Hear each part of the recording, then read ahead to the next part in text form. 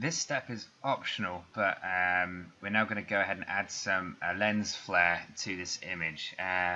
This will give us the impression that an object or a ship is passing the camera and going past the planet. Again, if you had a ship rendered off in Maya that you could put over the top of this, then that would be ideal.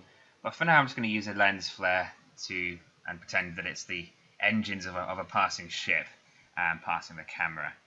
And again, we can just use some simple keyframing techniques to that lens flare to make it look like it's traveling through 3D space.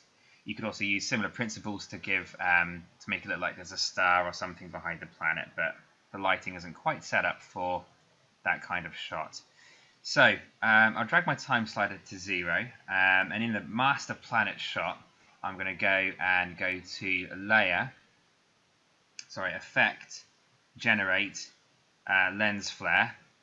Okay, and you have to be warned, lens flares in After Effects are one of the most overused things on the internet, and they look horribly fake.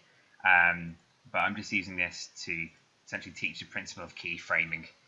So try and use a lens flare that you think looks the most realistic or the least tacky. If I was doing a sun, I'd probably do something like that. But the 35mm prime flare, as tacky as it is, when you decrease the brightness of it, it is still fairly legible as opposed to that one, which gets a bit faint. But it's entirely up to, actually that's not too bad. I'm going to use, I'll probably use the 105mm prime lens for this. So once you've got that in your scene, you can click on the middle of your lens flare. You'll see wherever your lens flare is, there'll be a little tiny crosshair in the middle of it. You can actually move that around your frame like this. If you're having trouble with that, you can obviously drag these values here, but I find it's a bit more intuitive to do something like this. So I need at 0 seconds, the lens flare needs to be fairly far off of the camera, away from the camera like this. Okay, I don't really want to see any effect of that it's having at all. We need to start keyframing this lens flare, and I avoid keyframing up here because I can't see the keyframes in my layers. So if I drop down to this planet here, I can go to Effect, Lens Flare, and see that there's all this is here as well. You can only apply a lens flare to an existing layer. So obviously I've pre-composed this entire image, and now the lens flare will be applied to all of it. Otherwise we might have issues. So before you do a lens flare, make sure you pre-compose everything you can see and that you're happy with it, and now you can go ahead and apply a lens flare to it. So the lens flare is going to be off screen. The lens flare, just so you know, will also be animated in the same way that this turns, but that's fine with me. And I want it to pass the camera at about 5 seconds. So at 4 seconds, I'm going to go to Flare Center. Flare Center is basically the flare position, and then keyframe it so that it's there. And I'm also going to keyframe the flare brightness at that point in time as well. And at around about 5 seconds, actually probably go to 8 or maybe 9 seconds. I'm going beyond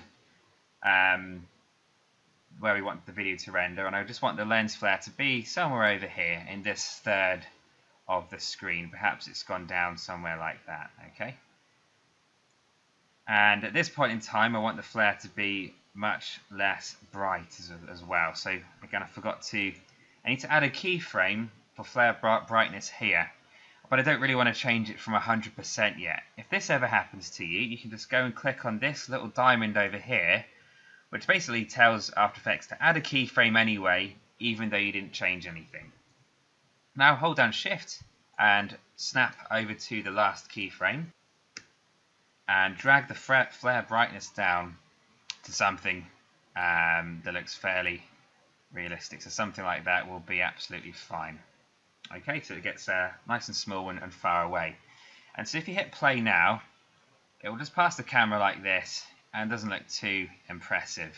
So I can see that it's passing the camera at about this point in time, and it's not very impressive. So I'm going to increase the flare brightness from 71% to something radical, to around about maybe 130%, just as it's passing the camera. And I'm also just going to drag the flare center at this point in time up quite a lot, like that. So you could do something like that. It's up to you, but I'm going to do something like that. So I've just found the point in time the flare enters the frame and made it much brighter. Okay, now it's still slightly overwhelming as it goes through here, and I want to we can play around with that in a minute. So again, if you're happy with the flare center at this point in time, feel free to just keyframe that there as well. Now if we go ahead and preview this,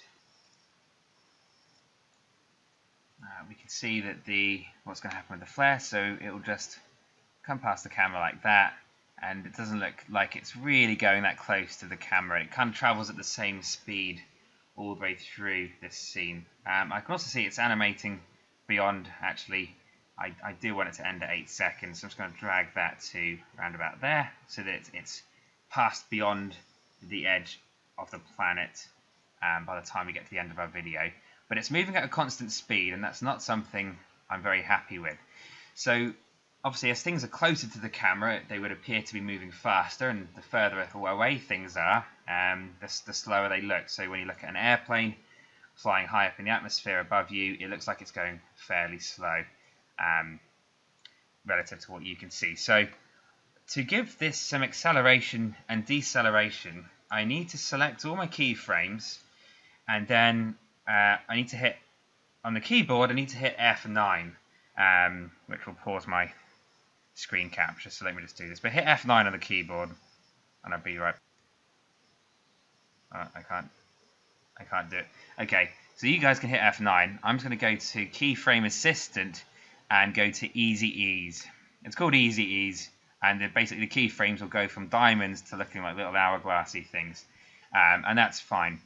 But you won't notice much yet, but there is some acceleration and deceleration going on, which is why it's probably best to move the final keyframe just beyond 8 seconds, or it'll look like it comes to a complete standstill before you're ready.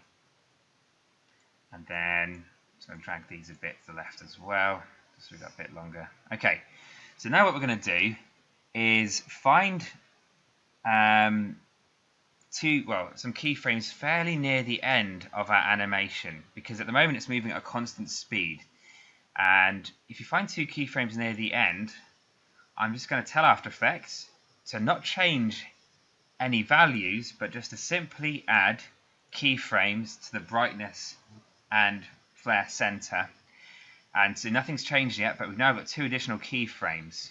And so what I will do with these 2 new keyframes is drag them to the left.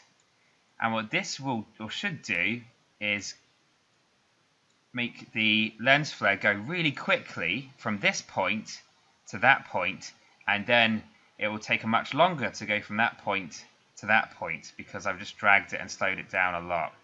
And so you can do this as much as you like, and the more you drag these keyframes to the left, the closer it will look like this light is passing to the camera, because it will snap past really quick and then slow down. And because we've got Easy Ease activated, or we've hit F9 to turn these into hourglasses, there will be an element of acceleration and deceleration as it goes past these. In other words, we won't notice that it goes really fast and then suddenly breaks and goes slower. These hourglassy looking keyframes will just give things a smooth transition from moving fast to moving slowly. So again, go ahead and preview that. And if you find that the lens flare is moving too slowly before it enters the frame, feel free to delete the keyframes beforehand and move any keyframes closer to the keyframes where you can see it enter the frame, and it should enable it to accelerate in nicely like that. And so if we just preview this again, it should pass the camera really quickly and then slow down as it gets further away, which is what we're after. And if you want as well, you can even go down to keyframe where it says blend with original, you can, and that's at 0 there. And if you want to make the lens flare invisible, drag it to 100%, and then before it enters a frame we can't see a lens flare, but as soon as it gets near the frame, it does, and so that will add a level of realism as well. And so just make sure you keyframe that.